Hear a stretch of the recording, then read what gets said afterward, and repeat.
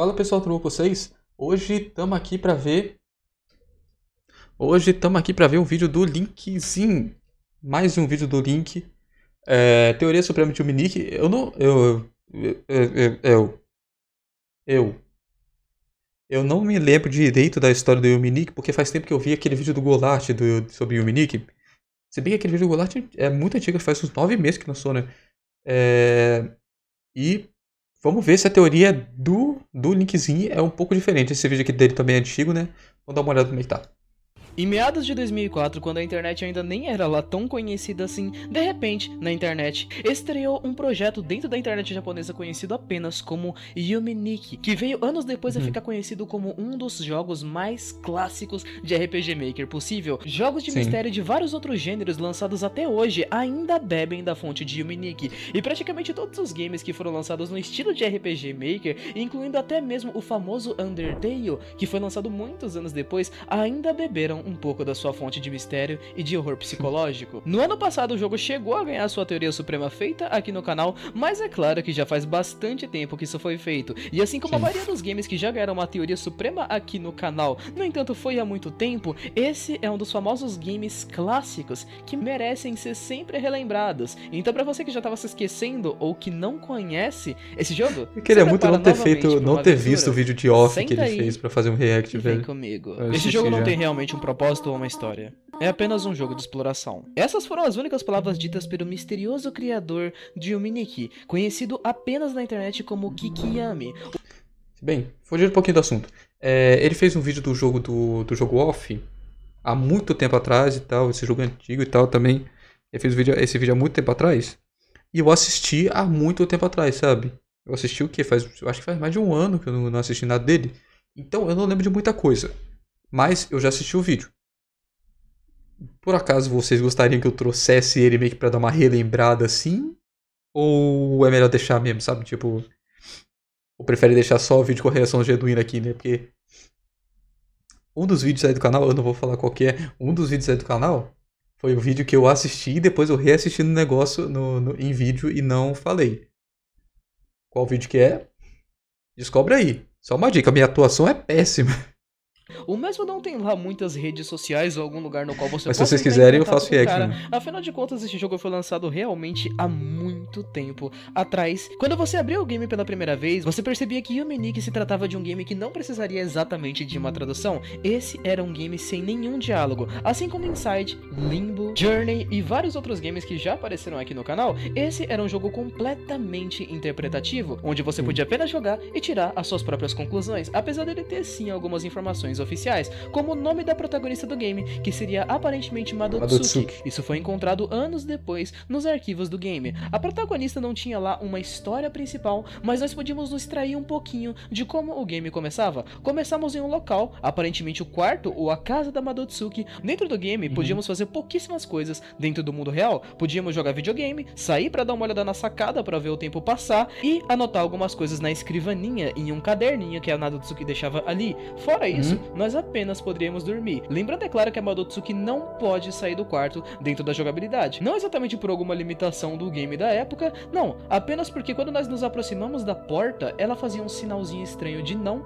com a cabeça e voltava. O verdadeiro objetivo do game começava a ser de certa forma mostrado quando nós finalmente aceitávamos dormir e dávamos uma olhada nos sonhos então da personagem. O real objetivo de todo esse game aqui era explorar 100% desses sonhos, andar por aí, interagir com alguns NPCs e coletar itens que dentro do jogo são conhecidos como efeitos. Esses efeitos são de certa forma poderes que podem fazer com que a Madotsuki ou se transforme em alguns objetos ou então ela realmente use objetos. A forma como ela usa esses efeitos dentro dos NPCs muda a forma como eles reagem a ela mesma. Muitos acabam não tendo efeitos ou reagindo de formas completamente aleatórias. Isso que é interessante também, que tipo, tem muitos efeitos, né? Eu esqueci qual é o número de efeitos que tem ali, mas tem muitos efeitos no jogo, e você fazer com que os NPCs do jogo reajam de forma diferente a cada efeito, ou a cada 3 efeitos, 4 efeitos, sabe?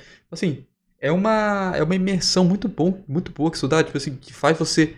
Caraca, você viu um NPC novo? Vamos testar tudo que a gente tem até ver que se tem alguma coisa a mais. Ou então você pega um efeito novo, você vê, cara, será que aquele NPC lá ele faz com esse efeito aqui? Será que ele faz alguma coisa? É um negócio bem legal isso. A ela mesma. Muitos acabam não tendo Incentiva a efeitos exploração, ou né, reagindo também. de formas completamente aleatórias, assim como deveria ser em um sonho, e muitos desses acabam fazendo um pouco de sentido e podem Pô. se conectar de pedacinho em pedacinho em uma possível história. O game na época não tinha realmente nenhum tipo de interpretação, afinal de contas a gente tá falando de 2004, não era um período da internet onde teorias ou coisas do tipo eram lá muito famosas. A última atualização de Yume-Nikki foi feita lá para meados de 2008 e depois disso ainda tivemos mais duas mídias oficiais do game que foram lançadas na internet. Isso seria um mangá oficial e um remake oficial do game que foi lançado bem recentemente, feito até mesmo para Nintendo Switch. Lembrando que ambos esses títulos de oficial ficam extremamente entre aspas, já que o criador da série, o Kikiyami, teria autorizado o remake do game, assim como ele teria autorizado de certa forma o mangá. No entanto, ele não deu nenhuma informação sobre a suposta história que Yume-Nikki poderia ter. Ele simplesmente deixou que tanto o grupo que fez o remake quanto o grupo que fez o mangá tivessem ali suas próprias interpretações e dane-se, se eles errassem alguma coisa ou coisa do tipo, ok, eles poderiam errar. Isso que é um problema também, que é tipo o próprio criador, ou às vezes até quando o próprio criador cria, que é tipo outra pessoa criar um remake do seu jogo, mesmo você autorizando, sabe? Porque tipo, o jogo Yume-Nikki, que tem muitos segredos, tem muita coisa interpretativa e tal, pode ser que alguma coisa que é muito importante para sua interpretação chegar no ponto ali de é isso, o cara que fez o remake acaba não botando porque ele não sabia que tem, sabe?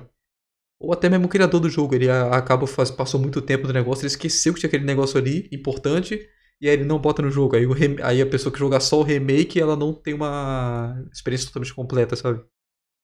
É O game complicado de isso. 2004 tinha um final trágico e até mesmo um pouquinho assustador, onde o fim do game era que quando você terminava de coletar todos aqueles efeitos que você passava muitos dias coletando, fazendo a Madotsuki dormir, em alguns momentos parece que ela acordava de susto ou algo do tipo, no final do game o que acontecia é que a garota se jogava da sacada e é isso. O final do jogo era um suicídio.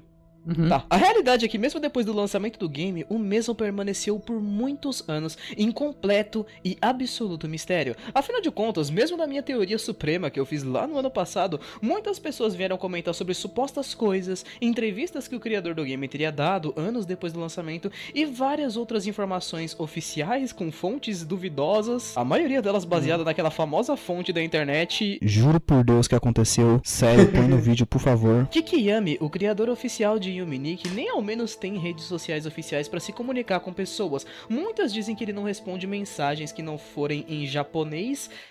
Na verdade, ele não responde nenhuma mensagem. Assim, esse cara só sumiu da internet já há anos. E nós podemos prezar ali pela página oficial do remake do game ou alguma coisa do tipo. No entanto, não temos informações oficiais mesmo em relação ao game. Tem algumas perguntas que o criador respondeu lá na época em que o jogo lançou, mas são literalmente 7 perguntas e todas são a respeito da gameplay do jogo e do que você precisa fazer para poder zerar o jogo. E só isso mesmo. A realidade, jovens, é que Yume-Nikki é um jogo tão misterioso assim pelo fato de que ele realmente nunca vai ser um game com uma resposta declarada. Ele não é um game que tem a pretensão de ter uma sequência ou alguma coisa do tipo, diferente, por exemplo, de criadores de hoje em dia, como Toby Fox, que é um criador completamente popstar, responde às pessoas no Twitter, dá entrevista, cria eventos com seus fãs, e Yume-Nikki não foi um jogo lançado com a pretensão de ser famoso lá em 2004. Era só um cara com umas ideias malucas e bizarras que queria mostrar a estranhice da sua mente para as pessoas. No entanto, eu não acho que o fato dele não dar respostas significa que aquela frase dele dizendo que não existe uma história, nem um contexto, seja realmente verdade. Pra quem já jogou o game, sabe que tem umas paradas sugestiva no bagulho. Esse é um dos pontos tanto positivos quanto negativos do game, no entanto existem alguns fatos que são praticamente pré-definidos dentro do jogo. Um deles é logo quando você inicia o jogo e você percebe que, ok, Madotsuki é uma hikikomori. Para os que não estão habituados, os termos NEET ou hikikomori são utilizados no Japão para poder definir pessoas que ficam trancadas dentro de casa, jovens e adolescentes que praticamente não saem para nada de dentro de casa. Esses que podem ficar assim por quaisquer razões, sejam elas depressão, medo de sair de casa, isolamento social, vício em computador, celular ou alguma coisa do tipo, apenas são chamados assim. No entanto, dentro do contexto de Yume-Nikki, as coisas realmente parecem parecem ter um sentido. Não parece que o criador só fez as paradas e foi jogando elas na tela, assim como aconteceu com, por exemplo, LSD Dream Emulator. Se você jogar o jogo, você pode perceber que não existe nenhum contexto dentro de LSD Dream Emulator. Não existem personagens que fazem muito contexto, não existe praticamente nada.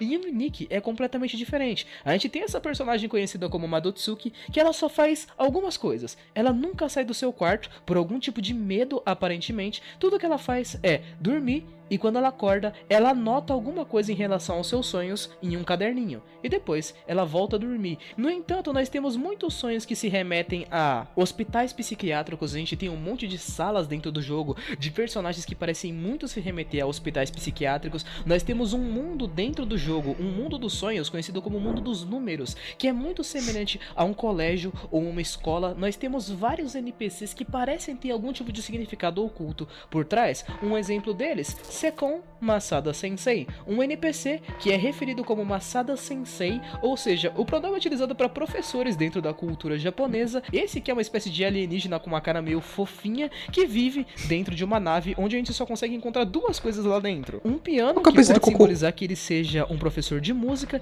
e é claro, olhando para a própria Madotsuki, a gente tem uma habilidade dela que faz com que ela possa tocar flauta, então até que faz um pouco de sentido. E dentro da casa dele, a gente tem uma única outra coisa, que é uma cama, essa aonde a Madotsuki pode dormir. Não é nem um pouco sugestivo, assim, nem um pouco sugestivo. Existe uma chance de, se você dormir na nave do Sekon Masada Sensei, essa nave acaba caindo em Marte. Você pode descer no jogo pra dentro de Marte, e se você entrar dentro de uma cratera em Marte, você vai encontrar um trem e um metrô, e lá você vai encontrar esse bicho chamado de Marte San. É uma perna que chora numa estação de metrô. Existem vários NPCs do jogo, como essa criatura conhecida como Kyu-Kyu-chan, que fazem referências diretas a órgãos sexuais. Tem um monte de bichos nesse jogo que parecem uns paus, que parecem outros órgãos sexuais, que fazem referências muito distintas. Esse próprio Kyu-Kyu-chan, ele fica só alisando um corrimão, e se você passar direto por ele, ele não deixa você voltar pelo caminho de onde você veio, como se ele estivesse te ameaçando ou barrando você. Uma das NPCs mais emblemáticas do jogo é conhecida como Pônica, e ela é apenas uma garotinha loira normal que tem quase a mesma aparência da Madotsuki. No entanto, apesar de parecer uma adolescente muito legalzinha, se você ficar acendendo e apagando a luz dela dentro do seu quarto, ela acaba se transformando em uma outra criatura dentro do jogo, que não tem lá um nome muito descrito. A gente apenas conhece esse bicho como Uboa. E sim, você olha pro design dele, você bate e você já sabe o que é esse bicho, né? Essa criatura foi a referência para anos depois o design que inspirou a criação do W.D. Gaster em Undertale.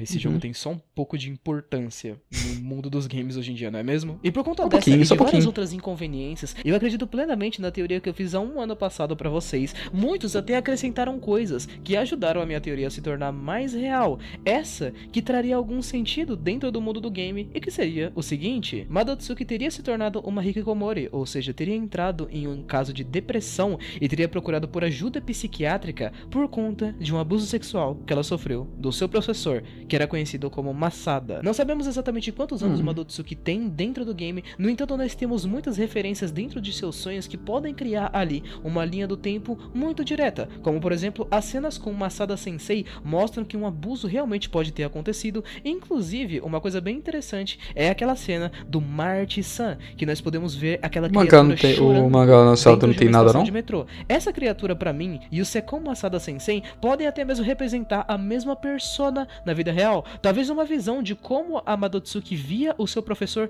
antes e depois do caso amoroso que eles tiveram. Outra referência muito boa para poder dizer que isso pode ter acontecido é uma das florestas do game, que é praticamente idêntica. Essa é meio que a teoria que todo mundo aceita, né? Entramos lá usando o efeito de semáforo de trânsito, que não faria quase nenhum sentido aqui dentro do jogo, a não ser se a gente colocar dentro de algum contextinho. Esse efeito de semáforo de trânsito faz com que nós conseguimos encontrar um corpo que aparentemente sofreu um acidente e morreu atropelado. Fora que existe uma trilhazinha muito bem feita dentro daquela floresta que simplesmente leva a lugar nenhum. Aliás, em um dos dias do sonho, ela leva a um buraco com tentáculos, velho. Tentáculo em japonês, eu não vou explicar. Eu só não vou explicar. É isso. Depois que esse abuso aconteceu, então, esse professor pode ter sido morto pela própria Madotsuki. No entanto, de uma forma meio inocente. Talvez ela só tenha tentado se livrar do cara e tenha empurrado empurrado ele na frente de um carro ou então na frente de um metrô. Não sabemos ao certo o que aconteceu, mas o que eu acho que rola depois daqui é que ela conta esse caso ocorrido para uma das suas amigas e pede para ela guardar segredo. Essa poderia muito bem ser a NPC conhecida como Ponico dentro do jogo. É uma menina muito fofa que fica dentro de uma cabana rosa, dentro de um mundo rosa que parece extremamente fofo e amigável. É o cenário mais bonitinho dentro do jogo. No entanto, se você ficar piscando muito a luz dentro daquele local, a sua amiga Ponico vai se mostrar como uma criatura conhecida como boa, uma criatura estranha e que tem uma cara muito esquisita. Acho eu que isso pode sim representar alguma coisa, como essa garota na verdade poderia ser falsa, e eu acredito realmente que ela possa ter talvez espalhado a notícia para outras pessoas, e por conta disso nós teremos o mundo dos números dentro do jogo. Pra quem joga o game, pra mim o mundo dos números ele é tipo o mais estranho de todos. Por fazer extremas remetências a uma escola, é muito estranho notar como os NPCs agem perto da Madotsuki. Alguns só fogem dela, alguns ignoram ela, alguns vêm pra cima dela com umas intenções um pouco agressivas. E se a gente usar alguns efeitos, como por exemplo um efeito que deixa a Madotsuki um pouquinho mais redonda, um pouquinho mais gorda, muitos dos NPCs param de só ignorar a gente e realmente vêm pra cima da gente. Muitas teorias feitas pelo próprio pessoal do canal, depois que o vídeo de Yumi Nikki saiu no ano passado, diziam que talvez a Madotsuki tivesse engravidado e por conta disso tivesse toda essa repercussão em relação ao efeito onde ela fica mais gordinha, sabe? E por conta disso teria acontecido um outro acidente, esse que pode ser visto mais especificamente no mundo branco, onde lá dentro, esse mundo que inclusive se parece muito com anotações de um caderno, ela tem um caderno, então isso pode ser uma das anotações que ela pode ter considerado mais importante a se fazer. Guardem isso daí porque é importante. Dentro desse mundo do caderno, existem duas NPCs que são irmãs, já que vestem o mesmo uniforme. Essas NPCs, cada uma delas reage a Madotsuki de um jeito. A primeira delas, ela só encara Madotsuki de um jeito muito estranho, um olhar de desprezo, talvez ódio, talvez deboche, é bem esquisito. Na verdade isso aqui dá muito medo, é bem esquisito. Ai meu Deus. Enquanto que a outra das irmãs não faz nada, a não ser que nós nos aproximemos com o efeito de semáforo também. Essa vai reagir exatamente dessa forma que tá aparecendo aí ao fundo, com uma cutscene muito esquisita, mostrando um monte de braços, um monte de pernas, talvez simbolizando que ela possa ter sofrido também um acidente de carro. Isso encaixaria perfeitamente dentro da linha de história que a gente criou aqui, talvez por ter sofrido bullying de mais de uma dessas duas garotas, ou talvez das duas, a Madotsuki tenha só empurrado uma delas pra cima de um carro ou pra cima de um metrô, da mesma forma como ela fez com seu professor, e talvez depois disso ela realmente fosse procurar tratamento psicológico, tenha largado a escola e ficado em questão de depressão profunda. Aquele caderninho de anotações que ela tem, eu cheguei a comentar com vocês sobre ele na teoria passada. Esse caderninho de anotações é muito comum quando uma pessoa tem um caso de depressão extremamente profunda e procura tratamento psicológico. No entanto, ela não tem muita capacidade de passar o que ela tá sentindo diretamente pro médico, ela não consegue se comunicar muito bem. Então esse diário, só com dificuldade de falar, ela acaba se expressando melhor e deixar guardado para que outra pessoa. Tem gente que se expressa melhor, tipo, escrevendo mesmo e tal, por isso que alguns psicólogos recomendam diário e tal. Tem gente que se expressa melhor escrevendo, ou então tem gente que se expressa melhor gravando vídeo, sabe? Tipo assim, gravando vídeo pra ninguém mesmo, gravando vídeo pra ela mesmo e tal. Sabe? É bom fazer isso às vezes. Pessoa possa ler. Com o final do game, a gente pode pelo menos presumir que o tratamento não funcionou. Claro que, como eu falei, existe o remake oficial do game que foi feito anos depois e também existe o mangá oficial. No entanto, esses dois, cara, foram criados por outras pessoas com outras interpretações da verdadeira história do jogo. O remake, inclusive, foi jogado por mim essa semana e eu digo pra vocês que se vocês pretendem jogar o Yumi Nikki Remake achando que vocês vão ter alguma resposta real da história, falando um pouco mais de coisa, mano, só... não, assim, não vai ter. O nome do remake é Yumi Nikki Dream Diary e ele não tem praticamente nenhuma informação nova dentro do jogo. Inclusive, eu diria que ele é apenas uma nova versão do game antigo, só que pior. O 3D piorou muito os designs, os cenários, é tudo muito mal feito, as animações, os próprios... sei lá, esse jogo aqui ele só é meio... sabe, é meio ruim na verdade. A única diferença que eu acho que seria extremamente notável é que no final desse game, a protagonista não termina se matando como no primeiro. Na verdade, ela termina abrindo sua porta e saindo de casa pela primeira vez. Muito que provavelmente é um final mais esperançoso, creio eu que não por conta da visão que o Kikiyami tinha pro jogo, querendo fazer com que o game tivesse um final feliz, mas é porque ele saiu pra Nintendo Switch, né? Então, assim, o jogo não podia ser tão pesado. Mas, enfim, é isso. que eu acho que tá acontecendo no jogo. Eu acho que o Minic é um dos jogos mais interessantes pra poder trazer teorias em qualquer tipo de coisa possível. Quando eu porque vi você a pode primeira trazer teoria muitas do game, teorias, né? Eu lembro que eu vi muitos comentários de teorias tipo, ah não, é porque ela comeu um ovo alienígena e aí ela foi infectada. Esse jogo abre diversos espaços pra interpretações e isso faz com que a fandom praticamente não possa discutir com ninguém. As pessoas só aceitam qualquer teoria que vier, afinal de contas, como o próprio criador disse, o game é completamente aberto a interpretações. Então é claro, sintam-se livres pra concordar, discordar, ou acrescentar ou não acrescentar coisas a respeito da minha teoria. Sim. E colocar tudo isso aí nos comentários, beleza? Muito obrigado por ter assistido até aqui, um beijo, abraço, valeu, falei, até mais. Fui! Nessa época aí ele ainda não tinha os editores dele, né? O Catilone e o Lifer. Mas ele ainda editava bem pra caramba, poxa. Enfim, espero que vocês tenham gostado desse vídeo. Cara, foi... Assim, o Yuminique é um jogo interessante e tal. Só que... Nossa, você tem que cavar muito pra conseguir bolar alguma teoria nisso. Enfim, espero que vocês tenham gostado do vídeo. Deixa o like, se inscreve no canal. Se inscreve no canal do linkzinho. E é isso aí. Falou.